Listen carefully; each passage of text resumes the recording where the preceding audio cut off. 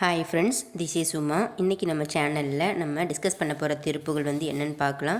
So வாங்க friends, late பண்ணாமல் டைரெக்டாக டாபிக்குள்ளே போயிடலாம். இன்றைக்கி நம்ம டிஸ்கஸ் பண்ண போகிற திருப்புகளுடைய முதல் வரி நான் சொல்கிறேன். அதை நீங்கள் பிடிஎஃப் டவுன்லோட் பண்ணிக்கோங்க. ஸ்டார்டிங் லைன் என்ன அப்படின்னா, உறவின் முறை கதறியல ஊராரும் மாசையற அப்படிங்கிற வரியில் தான் இந்த திருப்புகள் ஸ்டார்ட் ஆகும்.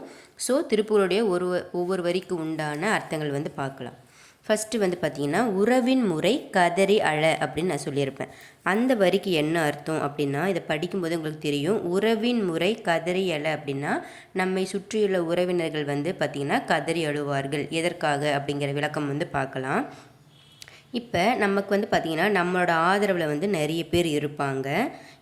அது மட்டும் இல்லாமல் அப்படின்னா, அவங்களுக்காக பார்த்திங்கன்னா, அது நம்மளோட ஆதரவில் இருக்கிறவங்களுக்காக நம்ம காலமாக பார்த்திங்கன்னா இரவும் பகலும் நம்ம உழைக்கிறோம். யார் யாருக்காக அப்படின்னா, அது நம்ம மனைவியாக இருக்கலாம், நம்ம தாயாக இருக்கலாம், தந்தையாக இருக்கலாம், நம்மளை சுற்றி இருக்க உறவினர்களாக இருக்கலாம், இல்லை மக்களாக இருக்கலாம், யாராக வேணால் இருக்கலாம். அப்படி இருக்கிறவங்கக்கிட்ட அப்படி சுற்றத்தினருக்காக நம்ம காலங்காலமாக இரவும் பகலமாக உயராது அயராது நம்ம உழைக்கிறோம்ல. அப்படி உழைக்கிற நம்மளோட உயிர் பார்த்திங்கன்னா ஒரு கட்டத்தில் பிரியும் போது நம்ம யாருக்காக உழைச்சோமோ அப்படி சுற்றி இருந்த அவங்களே பார்த்திங்கன்னா நம்ம இறந்து விட்டோம் அப்படின்னு சொல்லிட்டு நமக்காக இறங்கி அழுவார்கள் அப்படின்னு சொல்கிறாங்க. அவங்களால அழுக மட்டும்தான் முடியுமே தவிர, நம்மளோட உயிரை எடுத்துக்கொண்டு போவதற்காக யமன் வருவார் பார்த்திங்களா, அந்த யமன் கிட்ட போய் பார்த்திங்கன்னா அவங்கக்கிட்ட சண்டை போட்டு அவர் விரட்டி விடுறதுக்கோ, இல்லை எங்களுக்காக அவங்க உயிர் விடக்கூடாது அப்படின்னு சொல்லி விட அவங்க தயாராக இல்லை அப்படின்னு சொல்லிட்டு இப்போ யமன்கிட்ட நம்மளால் வாதாடி நிற்க முடியாது. அதனால் நம்ம உயிர் பிரிந்திருச்சே அப்படின்னு சொல்லிட்டு நமக்காக எதுவுமே பண்ண முடியலையே அப்படின்னு சொல்லிட்டு கையை விட்டு நிற்பாங்களாம்மா.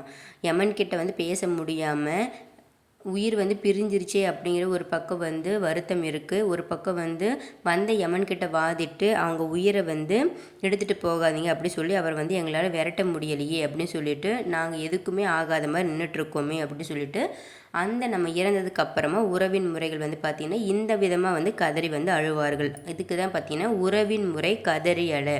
வரி ஒன்று தான், ஆனால் பார்த்திங்கன்னா நம்ம இறந்ததுக்கு அப்புறமா என்ன நடக்கும் அப்படிங்கிறத பார்த்திங்கன்னா இந்த திருப்புகளில் அருணகிரினார் அழகாக சொல்லியிருக்காரு.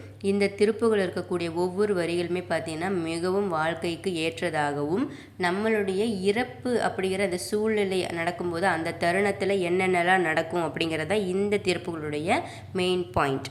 அடுத்து பார்த்திங்கன்னா, ஊரார்கள் ஆசையற அப்படிங்கிற ஒரு வரி வரும். அதுக்கு என்ன அப்படின்னா, இது ஊரார்கள். ஃபஸ்ட்டு சொன்னது உறவின் முறை கதறியலை, நம்ம சுற்றியுள்ள உறவினர்கள் அழுவாங்களாமா. அடுத்ததுக்கப்புறம் ஊரார்கள் ஆசை அற அப்படின்னு என்னென்னா, எத்தனையோ காலமாக பார்த்திங்கன்னா நம்ம பக்கத்து வீட்டில் இருக்கவங்க, நமக்கு தெரிஞ்சவங்க, அவங்களுக்குள்ளே பார்த்திங்கன்னா நம்ம ஒரே ஊரில் பழகிட்டு வந்திருப்போம். அப்படி இப்போ ஒன்றுக்கு ஒன்றா பழகிட்டு வந்த அவங்க பார்த்திங்கன்னா நம்ம உயிர் பிரிந்த உடனே பார்த்திங்கன்னா நம்ம மேலே வச்சுருந்த ஆசையை அவங்க விட்டுருவாங்க அப்படின்னு அர்த்தம். அதுக்காக என்னென்னா, இறந்த உடனே அடுத்த செகண்டே நம்மளால் வச்சுருந்த ஆசையை விட்டுருவாங்களா அப்படின்னா அதுக்கு அர்த்தம் கிடையாது. எப்படி தான் நம்ம பழகி இருந்தாலும் சரி, உயிருக்கு உயிராகவே பழகி இருந்தாலும் நம்ம இறந்ததுக்கு அப்புறமா, அதாவது நம்ம உயிர் இந்த உடலை விட்டு இந்த உலகை விட்டு பிரிந்தவுடன் நம்மளை சுற்றி இருப்பவர்கள், நம்முடன் பழகியவர்கள், ஒரே ஊரில் உள்ளவர்கள், அவங்கள நம்ம மீது வச்சிருந்த ஆசையை காலப்போக்கில் பார்த்திங்கன்னா மறந்து விடுவார்கள் அப்படின்னு சொல்கிறாங்க. அதுதான் ஊரார்கள் ஆசையர். அந்த ஊரார்களும் நம்ம மீது வைத்த அந்த ஆசையை விட்டு விடுவார்கள் அப்படிங்கிறது அர்த்தம். ஸோ நம்ம உடம்புல உயிர் இருக்க வரைக்கும் மட்டும்தான் நமக்கு எண்ணம் நம்ம எண்ணத்தைப்படி நம்மளால் வாழ முடியும், எல்லாம் பண்ண முடியும். நம்ம உயிர் நம்மளை விட்டு போயிடுச்சு அப்படின்னா எல்லாமே நம்மளை விட்டு போயிடுச்சுன்னு அர்த்தம். அடுத்தது, பறை திமிலை முழவினிசை ஆகாசம் மீதுமுற அப்படிங்கிற ஒரு வரி வரும். இதுக்கு என்ன அர்த்தம் அப்படின்னா, நம்ம உயிர் பார்த்திங்கன்னா பிரிஞ்சதுக்கு அப்புறமா நம்ம வீட்டுக்கு முன்னாடி என்ன பண்ணுவாங்க, பலவிதமான வாத்தியங்களை பார்த்திங்கன்னா ஒலிப்பாங்க. அது என்ன, இந்த ட்ரம் வாசிக்கிறது அந்த மாதிரி வாசிப்பாங்க பார்த்திங்களா, அந்த மாதிரி இசைக்கருவிகள், அந்த மாதிரி பல வாத்தியங்கள் பார்த்திங்கன்னா நம்ம உயிர் பிரிந்ததுக்கப்புறமா நம்ம வீட்டுக்கு முன்னாடி நின்று ஒலிப்பாங்க. அந்த ஒலி எப்படி இருக்கும் அப்படின்னா, ஆகாயம் இருக்குது பார்த்திங்களா, ஆகாயம் அப்படிங்கிறது இந்த நம்ம இருக்கிற இடத்துலேருந்து ஆகாயம் எவ்வளோ பெரிய தூரம், அவங்க ஒலிக்கக்கூடிய அந்த வாத்தியங்களுடன் ஒளி பார்த்திங்கன்னா ஆகாயம் வரை செல்லும். அதுக்கு தான் பறை, அந்த பறை வாசிப்பாங்கள்ல, பறை திமிலை முழவினிசை ஆகாசும் மீதுமுற.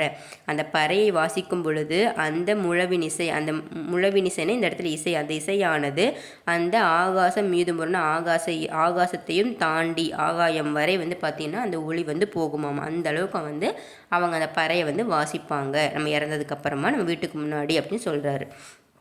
அடுத்தது பார்த்தீங்க அப்படின்னா அரிசி வாய் மீதிலே சொரியும் அப்படின்னு இருக்கும். இது படிக்கும்போதே உங்களுக்கு ஓரளவுக்கு அர்த்தம் புரிஞ்சிருக்கும். அரிசி வாய் மீதிலே சொரியும் அப்படின்னா நம்ம இறந்ததுக்கப்புறமா நம்ம வாய்க்கு வந்து அரிசி போடுவாங்களே அதை தான் சொல்கிறாங்க. அதுக்கு முன்னாடி அப்படி நம்ம உபயோகப்படுத்தக்கூடிய அரிசியை வந்து ஒவ்வொரு தருணத்துலேயும் ஒவ்வொரு விதமாக பயன்படுத்துவாங்க. நம்ம வந்து அரிசினா சாப்பிட்றதுக்கு மட்டும் அப்படிங்கிற மாதிரி, அரிசி அப்படின்னாலே வந்து உணவு வந்து பசி ஆற்றுவது ஒரு பொருள் அப்படின்னு நம்ம எல்லாருக்கும் தெரியும். ஆனால் அப்படிப்பட்ட அரிசியை வந்து பார்த்திங்கன்னா எந்தெந்த சூழ்நிலையில் எந்தெந்த நிகழ்ச்சிக்கு எப்படி பயன்படுத்துகிறாங்க அப்படிங்கிறது சொல்லியிருக்காரு அருணகிரிநாதர். என்ன அப்படின்னா ஃபஸ்ட்டு குழந்தை பிறந்த உடனே அதுக்கு ஒரு குறிப்பிட்ட வயசானதுக்கப்புறமா என்ன பண்ணுவோம், நம்ம காது குத்துவோம். அப்படி காது குத்தும் போது பார்த்திங்கன்னா வெல்லம் வந்து தடவப்பட்ட அரிசியை வந்து நமக்கு தருவாங்க. அது வந்து ஒரு இனிப்பான நிகழ்ச்சி அப்படிங்கிறதுனால வெல்லம் தடவிய அரிசியை வந்து தருவாங்க. அது எதுக்கு அப்படின்னா நம்ம காது வலி வந்து பார்த்திங்கன்னா பஞ்சாக்கரம் அப்படிங்கிற சடக்கரம் வந்து நம்ம காதில் புகுந்து நம்மளோட உயிரில் வந்து பார்த்திங்கன்னா சிவமாகிய இனிமை ஏற வேண்டும் அப்படிங்கிறதுக்காக தான் நம்மளோட வெல்லம் தடவிய அரிசியை வந்து காது குத்தும்போது தராங்க. ஸோ வெல்லம் தடவிய அரிசி அப்படிங்கிற ஒரு வகை இங்கே சொல்லியிருக்காங்க காது குத்தும்போது. அடுத்தது பார்த்திங்கன்னா கொஞ்ச நாள் ஆனதுக்கப்புறமா வயதுக்குள்ளே வந்ததுக்கப்புறமா கல்யாணம் பண்ணுவாங்க. அப்போ கல்யாண சமயத்தில் வந்து பார்த்திங்கன்னா மஞ்சள் தடவிய அரிசியை வந்து தூவுவாங்க. ஸோ ஃபஸ்ட்டு சொன்னது வெல்லம் தடவிய அரிசியை வந்து காது குத்துக்கு. அடுத்து ஒரு மங்களகரமான நிகழ்ச்சி கல்யாண சமயத்தில் வந்து பார்த்திங்கன்னா மஞ்சள் தடவிய அரிசியை வந்து தூவார்கள். இது ஏன் மஞ்சள் தடவின அரிசியை தூவுறாங்க அப்படின்னா நம்ம உயிரில் வந்து பார்த்திங்கன்னா இந்த இடத்துல மஞ்சள் வந்து பார்த்திங்கன்னா அன்பு அப்படின்னு சொல்கிறாங்க. ஸோ நம்ம உயிரில் அப்போ அன்பு அப்படிங்கிற அந்த மஞ்சள் நிறம் வந்து உண்டாக வேண்டும் அப்படிங்கிறதுக்காக தான் மஞ்சள் தடவிய அரிசியை வந்து கல்யாண சமயத்தில் நமக்கு தூவுறாங்க. அந்த மாதிரி ஃபஸ்ட்டு வந்து பார்த்திங்கன்னா சிவமாகிய இனிமை வந்து பெறணும். அடுத்தது பார்த்திங்கன்னா மஞ்சள் நிறம் அன்பு அப்படிங்கிற பசுமை வந்து நமக்கு உண்டாகணும். இது ரெண்டுக்காக தான் பார்த்திங்கன்னா இந்த 2 விதமான அரிசியை வந்து பயன்படுத்துகிறாங்க.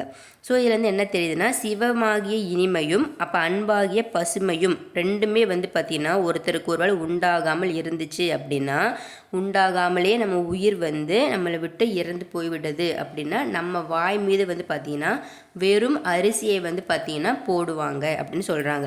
இதுதான் வந்து பார்த்திங்கன்னா வாய்க்கரிசி வந்து போடுறது அப்படின்னு அர்த்தம். இது வந்து சிவமாகிய இனிமையும் அன்பாகிய பசுமையும் உண்டாகாமல் நம்ம உயிர் வந்து பிரிந்துருச்சு அப்படின்னா அதுக்கப்புறமா நம்ம இறந்ததுக்கப்புறம் நம்ம வாய் மீது பார்த்திங்கன்னா வெறும் அரிசியை வந்து போடுவார்கள். ஸோ இதில் வந்து 3 விதமான அரிசிகள் வந்து இருக்குது. அதில் நம்ம வாய் மீதிலே போடக்கூடிய கடைசி அரிசி வாய்க்கரிசி வந்து எதுக்கு அப்படிங்கிறத அவர் எவ்வளோ அழகாக சொல்லியிருக்காரு பாருங்க. கடவுள்கிட்ட இருக்கக்கூடிய கருணை வந்து ஒருத்தங்கிட்ட இல்லாமல் போனதுக்கப்புறமா வந்து பார்த்திங்கன்னா அப்படிப்பட்டவங்களுக்கும் பார்த்திங்கன்னா வாய் மீது பார்த்திங்கன்னா வெறும் அரிசி வந்து போடுற மாதிரி ஆயிரும் அப்படின்னு சொல்கிறாங்க. அதுக்கு தான் கடைசியில் வாய்க்கரிசி போடுறாங்க. ஸோ இதில் வந்து நம்ம 3 விதமான அரிசியை வந்து பார்க்கலாம். ஒன்று வந்து வெல்லம் தடவிய அரிசியை வந்து தருவாங்க காது குத்தும்போது. இரண்டாவது கல்யாண சமயத்தில் வந்து பார்த்திங்கன்னா அன்பு அப்படிங்கிற மஞ்சள் நிறம் தடவிய அரிசியை வந்து தூவுவாங்க. கடைசியில் வந்து பார்த்திங்கன்னா இறந்ததுக்கு அப்புறமா நம்ம வாய்க்கு மேலே வெறும் அரிசியை வந்து தூவுவாங்க.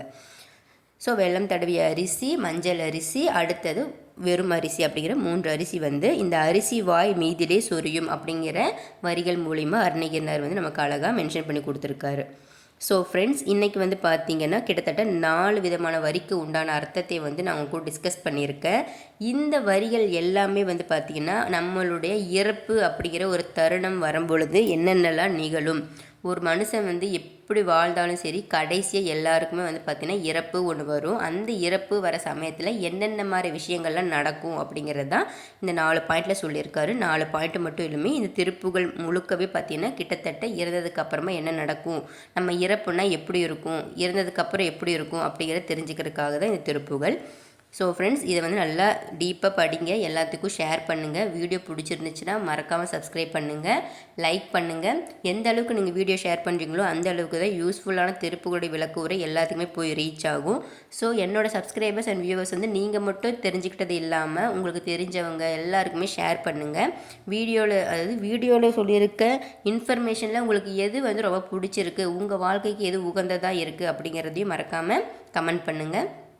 ப்ளேலிஸ்ட்டில் இருக்கக்கூடிய ஷார்ட்ஸ் அண்ட் வீடியோஸ் எல்லாத்தையுமே கேதர் பண்ணி முருகப்பெருமானோட இன்ஃபர்மேஷனை எல்லாத்துக்குமே ஷேர் பண்ணுங்கள். நிறைய முருகப்பெருமானோட இன்ஃபர்மேஷன் பற்றி தெரிஞ்சுக்கோங்க. திருப்புகள் படித்தால் மட்டுமே அது வந்து நமக்கு தெரியும். ஓகே ஃப்ரெண்ட்ஸ், நாளைக்கு இதோட கண்டினியூட்டி வீடியோ வந்து நான் சூப்பராக உங்க கூட டிஸ்கஸ் பண்ணுறேன். Okay friends, bye bye. Thank you all my subscribers and viewers.